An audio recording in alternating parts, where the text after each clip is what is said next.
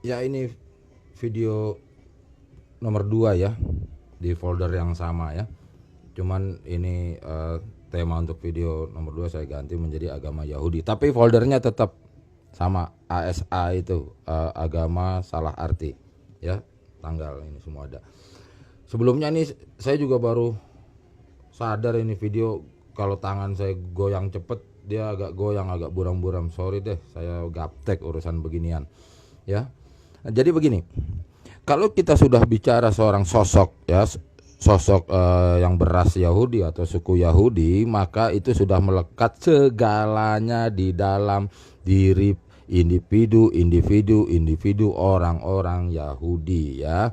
Saya ulang lagi, ada lokasi, ada budaya, ada kebiasaan, ada religi yang di Indonesia akan menjadi agama itu dan lain-lain. Maka kalau ada pertanyaan, ini sosok Isa ini, Yesus ini agamanya apa? Itu pertanyaan kita. Pertanyaan orang zaman sekarang. Pertanyaan orang kita lah, begitulah sebenarnya, itu pertanyaan oon begitu. Jadi maka kalau mau dilihat secara teori ya jawabnya adalah ya dia Jewish begitu. Ya, kalau secara teori ini, namun kan nanti ada perjalanannya yang akan menjawab secara utuh, ya secara penuh, ya secara spiritual tentang keberadaan, perjalanan dan kehadiran Yesus itu di bumi. Nah, konteksnya adalah semasa dia hidup, ya ini tetap ada di dalam dirinya. Maka singkat cerita, sosok inilah yang tadi beken ngetop populer itu dipakai segala kepercayaan dalam garis miring agama atau religi itu. Maka yang terbukti oleh sepanjang perjalanannya adalah yang dikenal dengan nama Kristen itu.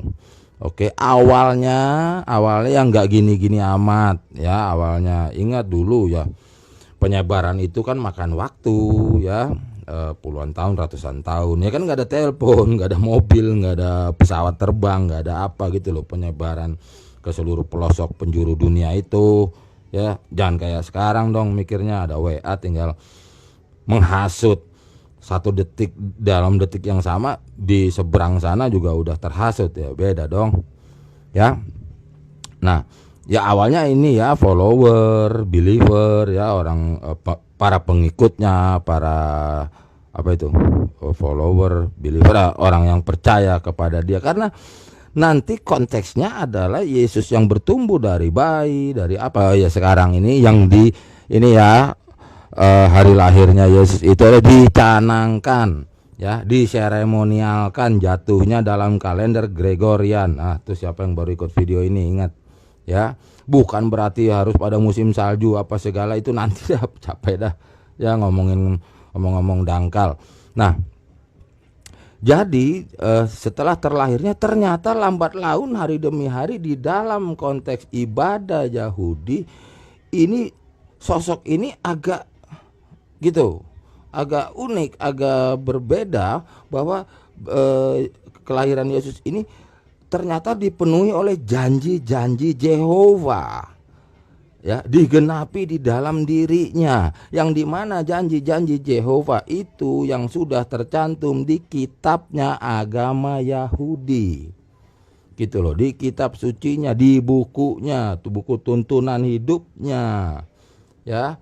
Nanti ada bahasa apa terserah lah, mau bilang kitab apa itu, apa Talmud apa segala itu pakai bahasa Hebrew-nya apa, pokoknya begitu ya. Jadi sosok tersebutlah, apa ini yang bilangnya apa ini ya, kitab suci yang dianut oleh orang Yahudi, agama Yahudi itu.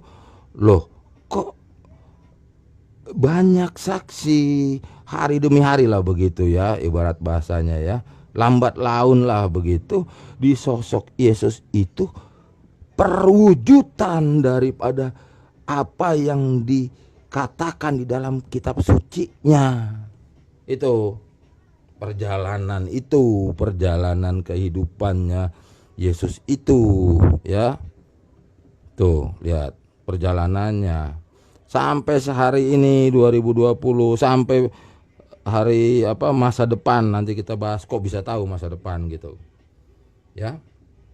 Nah, inilah nanti akhirnya memang singkat cerita aja dimusuhin sama oleh para imam Yahudi, para agamawan Yahudi, para tokoh agama Yahudi gitu.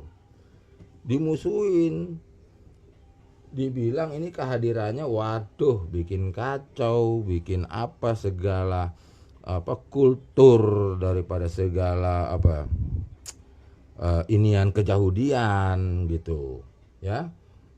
Karena mata yang memandang beliau ini, yang melihat ini, saksi mata banyak sekali ya.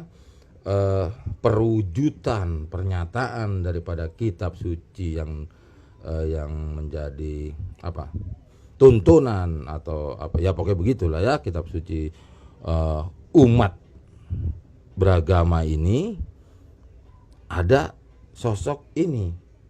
Padahal menurut agama Yahudi bahwa Mesias itu belum datang, masih dijanjikan. Mesias itu sang juru selamat itu masih dijanjikan. Orang Yahudi tahun sekarang masih nunggu, yang dimana diistilahkan kelompok Kristiani itu mengatakan bahwa mata imannya belum melihat. Ini pihak ini ya, mata spiritualnya belum melihat. Ini katakanlah ini tahun 0 lah begitu, istilah doang, nanti nggak usah debat lagi, urusan recehan ya gitu loh.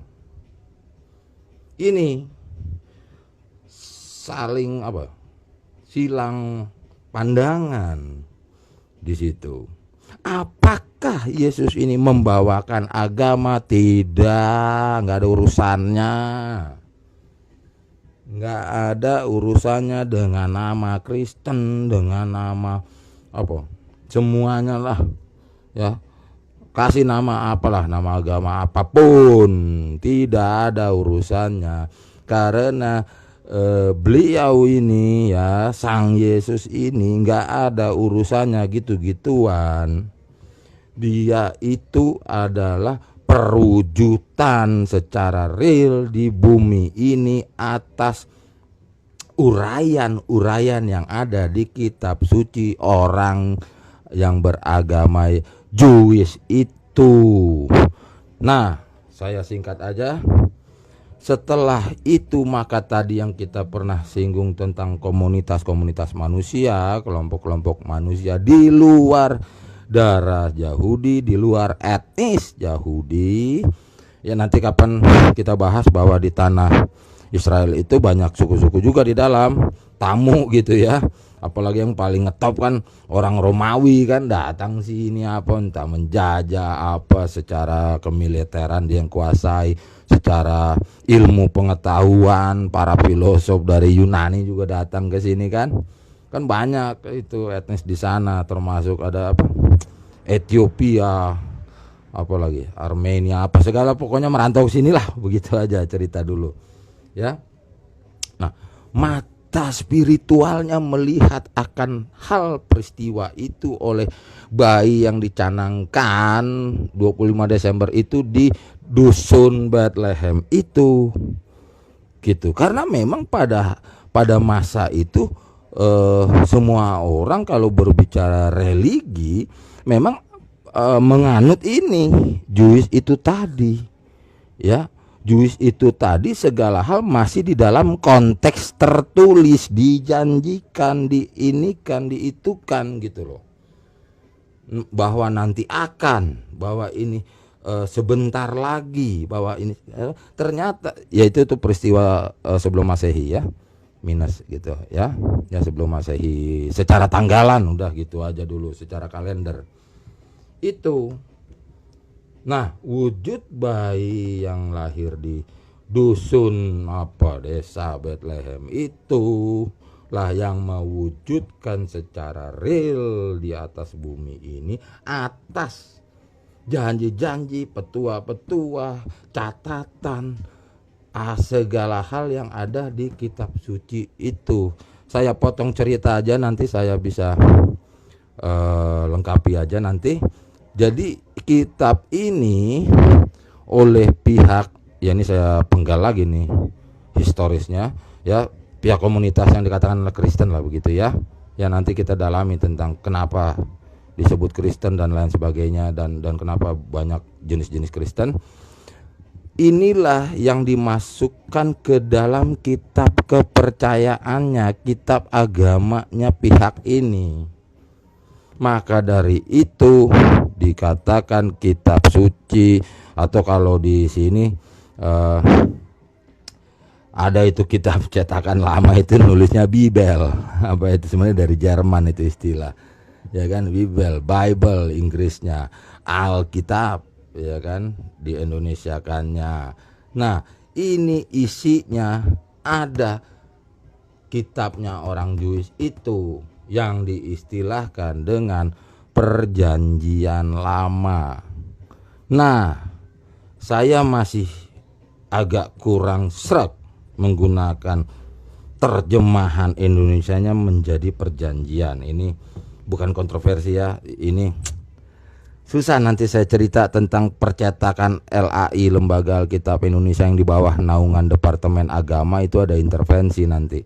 Ya maksudnya intervensi ada pendapat, ada apa, saling silang untuk menerbitkannya, menerjemahkannya, mengindonesiakannya. Ini memang ada problem, karena aslinya yang paling tepat itu di dalam bahasa Inggris, ya itu testamen.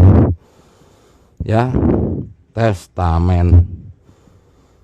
Ya, testamen ya bahasa Inggris gitu ya, testamen, Old Testament dinyatakan itu. Nanti akan ada di Indonesianya perjanjian baru begitu. Itu harusnya itu testamen. Coba buka buku apa itu?